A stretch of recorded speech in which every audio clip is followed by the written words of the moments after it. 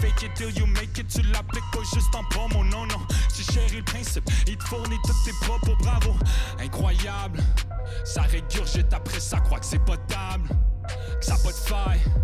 Quelques streams grâce aux playlists Spotify. De qui je parle, I don't even know, je fais juste râler de la merde, vite ton délire. What's up à tous, c'est Parker One, content d'être back pour une prochaine vidéo pour Verso.tv. Shout out là, à tous les auditeurs, là, je vous apprécie beaucoup, c'est cool d'avoir des retours. N'hésitez pas à partager le truc, liker, là. Je vais pas vous le répéter à chaque vidéo, je suis pas un vrai YouTuber, vous le savez déjà. Mais plus qu'on grandit, plus que ça va permettre des projets ambitieux. Donc, tu sais, quand vous partagez des trucs, puis que ça fait monter la communauté autour de la chaîne, ben je pense que ça va vous revenir à travers d'autres projets. Donc, je dis ça, je dis rien, faites comme bon vous semble. Donc, aujourd'hui, on a une petite vidéo prédiction pour le prochain Roar, la deuxième édition de Roar. Shout out Chief, Madou, La Manif, les organisateurs de la ligue et Battle Rapper sur la carte, encore une fois, qui n'ont pas chômé, vraiment. Après la première édition, ils enchaînent avec une deuxième sans perdre de temps. Ils gardent un bon momentum. Moi, je suis fan de ce qu'ils font. Là, pour cette deuxième carte, encore plus, on a, j'ai l'impression, des battles qui essaient de faire monter des rookies. Je l'avais mentionné la dernière fois, c'est comme ça qu'on construit une relève. C'est comme ça que les noms gagnent du poids. C'est en faisant des bons battles, même des fois en gagnant des battles contre des noms plus gros qu'eux. C'est comme ça que ça fonctionne. Là, pour cette édition-ci, je pense qu'ils poussent encore un petit peu plus loin que la première édition. On va voir si le pari est gagné. La dernière fois, c'était le cas, donc à voir cette fois-ci. Tu sais, tu vois que eux, dans leur approche, dans la façon qu'ils présentent leur série de battles et qu'ils choisissent les match-ups, il n'y a pas, tu sais, un main event. En gros, là, toutes les battles sont égales. Ils veulent mettre tout le monde sur un pied d'égalité. Après, c'est pas tout le monde qui a les mêmes capacités. Ça on le sait tous. Donc, à voir si les rookies vont réussir à step up to the challenge. Je pense qu'à la première édition, la plupart ont réussi. On verra pour celle-ci. Donc, je vais commencer avec Tetris Sisyphe, le retour de Tetris. Qui a fait des battles au RC il y a quelques années, même plusieurs années je pense, mais qui a toujours été un très bon battle rapper, contre Milo Creed. Un bon match-up, je pense que c'est bon pour le retour de Tetris de prendre un up-and-comer comme Milo qui commence à monter, là, qui commence à être dans les hauts mid-tier, disons. Puis après, je vais pas tout le temps là, passer dans les hiérarchies parce que c'est un peu, je pense que ce que le Roar cherche à prouver, c'est que les hiérarchies de battle rap, de qui a un plus gros nom, au final, quand c'est le temps de battle, c'est pas ça qui fait la plus grosse différence, puis ça va pas empêcher des plus petits noms à faire des gros battles quand ils ont l'opportunité de le faire. Donc, je pense que c'est un peu ça le statement du Roar.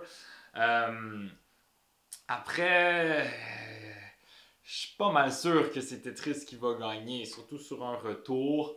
Je pense qu'il n'a pas arrêté de rapper. Je pense qu'il restait actif sur Beat et dans d'autres projets. T'sais. Alors, puis je pense qu'il a été inspiré de voir La Manif. Je pense, si je me trompe pas, Tetris est dans Tous Salopards qui était le groupe de La Manif. Mais je pense que ça l'a inspiré de voir ses amis, ses collègues faire le Roar, puis c'est pour ça qu'il a voulu, il a vu que la première édition a bien fonctionné, il a voulu participer à la deuxième. Alors que Milo, je le trouve bon, j'ai l'impression qu'il lui manque peut-être un trait pour se différencier, t'sais. C'est comme s'il fait un petit peu trop du battle rap classique, il prend des attaques classiques de dénigrer son opposant, mais j'ai l'impression que l'autodérision pour lui, ça pourrait l'aider à construire son personnage. J'ai envie de le voir essayer de faire des trucs comme ça, mais en même temps, là, il y a un battle contre Tetris qui est probablement son plus gros battle. Donc, il va pas nécessairement essayer des nouvelles choses, à moins qu'il me surprenne. Mais si je suis à sa place, j'essaierais peut-être de stick to the game plan. stick avec les trucs qui ont marché pour lui auparavant. Mais la technique de Tetris, je pense, va avoir le dessus sur l'intelligence battle rap classique de Milo. Ensuite, on a 2 taf contre Dams. Là, la dernière fois, on avait eu JDM contre 2 taf. Puis 2 taf a été là. Il a vraiment bien compris comment saisir le battle. JDM s'est bien défendu, mais tu sais, t'as 2 taf qui l'a assez clairement battu à mon avis. Puis là, on lui donne Dams, qui est un battle rapper qui a encore moins d'expérience que JDM. Moi, je trouve que ça sent un peu le body bag, là. Dams, je trouve qu'il a un bon potentiel. Je l'ai dit dans son dernier Battle of the World, je l'ai trouvé bon. J'ai donné des conseils, les choses sur lesquelles je veux le voir développer. Je pense qu'il peut être très bon avec les angles. Il y a des angles à prendre contre 2 taf, mais il va vraiment falloir qu'il trouve des angles incisifs, puis qu'il trouve des bons jeux de mots à placer avec ces angles-là, puis qui step up sa structure parce qu'il a montré un potentiel de ce côté-là. Donc maintenant, il faut qu'il concrétise tout ça puis qu'il step up s'il veut avoir une chance de rendre le battle débattable, vraiment là. Donc je prévois 2 tafs. Je me dis, j'ai dit ça sent le body bag, mais je pense que Dams va être capable de sauver du body bag. Donc ça va être comme un 3-0, 2 tafs, mais pas humiliant pour Dams. C'est vraiment un test pour les rookies du Roar, là, ce battle-là. Donc ouais, 3-0, 2 taf. Ensuite, il y a la manif contre Sifas.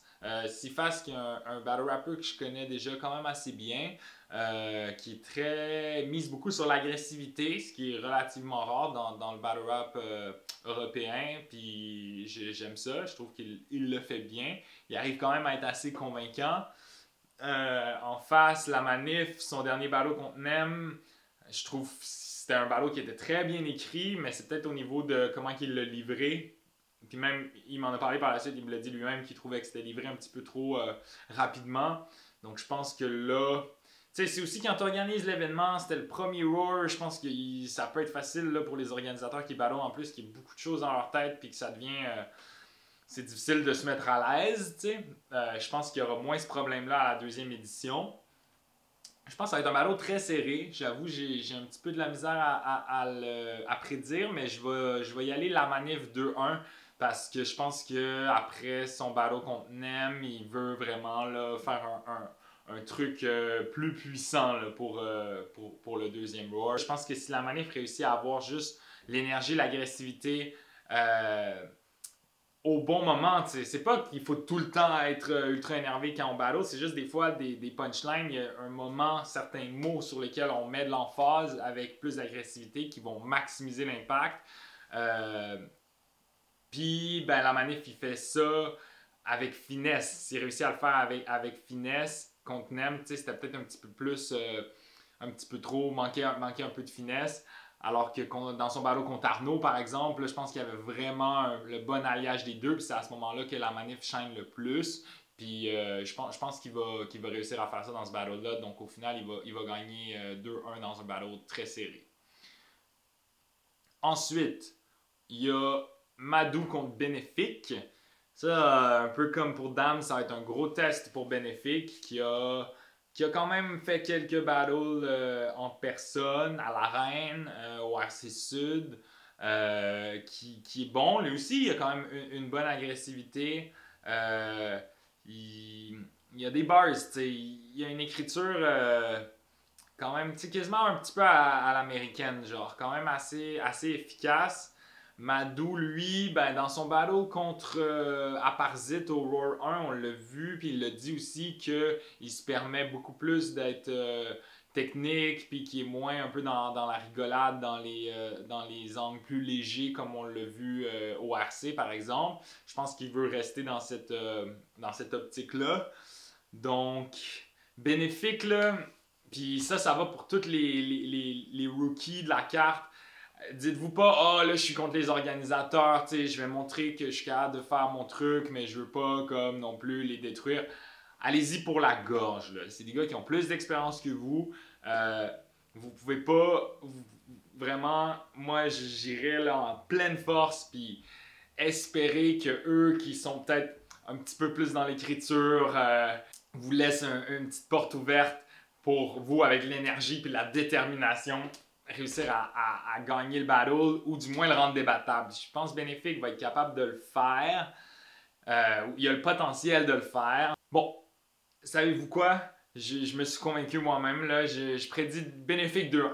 Benefic 2-1. Je pense que c'est vraiment un tir au hasard. Là. Pas au hasard, mais dans le noir, là, parce que je sais vraiment pas à quel point est-ce que Benefic va turn up, va saisir l'occasion.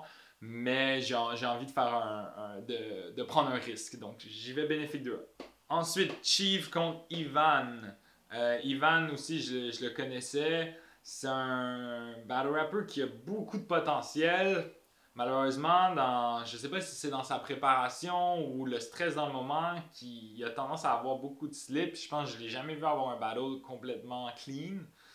Alors que Chief, son dernier battle au Roar 1, c'était clean à fond. T'sais.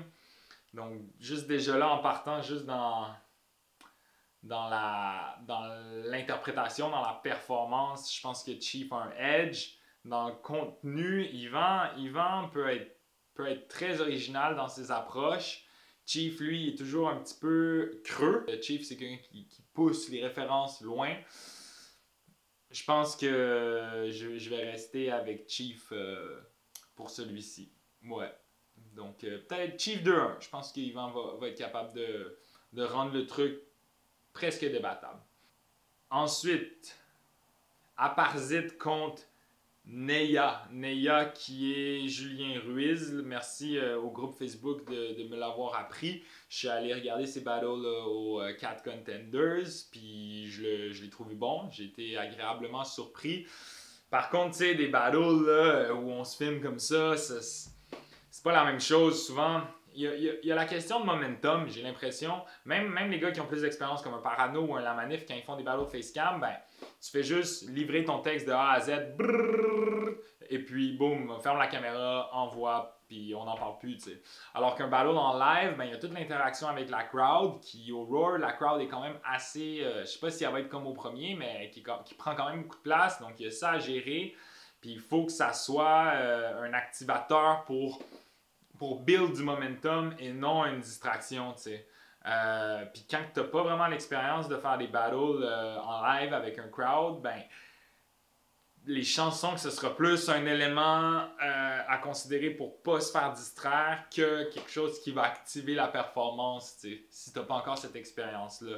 Alors que à Parzit, j'ai réécouté son battle contre Madou, puis vraiment, je l'ai trouvé très bon, très efficace dans ses approches directes. Je ne sais pas qu'est-ce qu'il va dire à Julien Ruiz, à Neya, parce que bon, il n'y a peut-être pas tant de choses à faire. Il va comme discréditer le fait qu'il a que fait des battles sur cam, ça c'est sûr.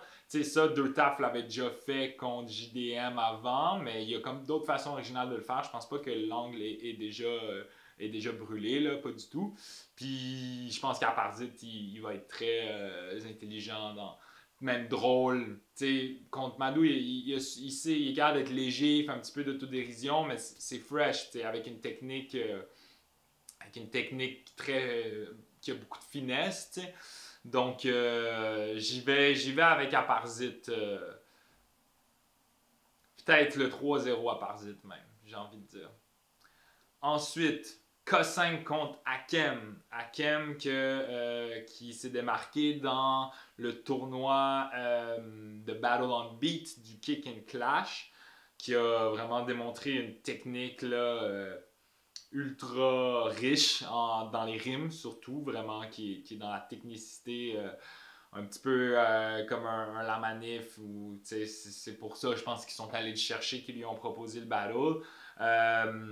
K5, lui, qui peut être technique aussi, mais qui a une intelligence battle rap et qui peut rentrer dans l'agressivité, qui peut faire de l'humour. Je pense qu'à son battle en 2 contre 2 avec Parano qui vient d'arriver au Takeover, comme j'ai expliqué dans mon review, ils ont été trop frontal, méchants, tu sais.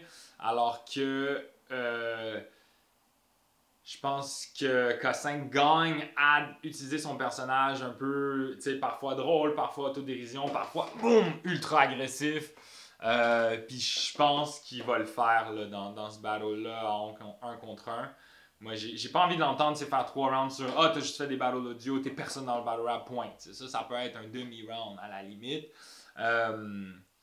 Mais j'ai confiance en K5. Je pense que c'est un gars qui a une intelligence de battle rap assez développée puis qui peut regarder son battle au takeover puis comprendre la raison pour laquelle la foule a peut-être le petit crowd qu'il y avait a peut-être moins bien embarqué. Hakem, on verra ce que ça donne en acapella. C'est pas la même chose. Encore une fois, comme j'ai dit, il y a le souci du crowd qui peut interrompre. Mais tu sais, je dis ça, c'est pas en mode que les gars vont choke ou quoi que ce soit. Je pense qu'ils sont capables de gérer ça. Mais c'est juste que ça prend de l'expérience pour être capable d'en faire quelque chose qui te tire vers le haut et non un truc à gérer en plus. Donc, j'y vais avec K5. Là, je me rends compte, je regarde ça, je pense qu'il y a juste Madou Bénéfique où j'ai misé sur le rookie. Mais tu sais, c'est des battles, je dirais pas qu'ils sont déséquilibrés parce que je pense que ça va donner des bons battles, mais ils sont un petit peu faciles à prédire. Après, j'ai hâte de voir les surprises parce que je pense qu'il y aura des surprises. Nem, il n'y a personne qui pensait qu'il allait battre la manif.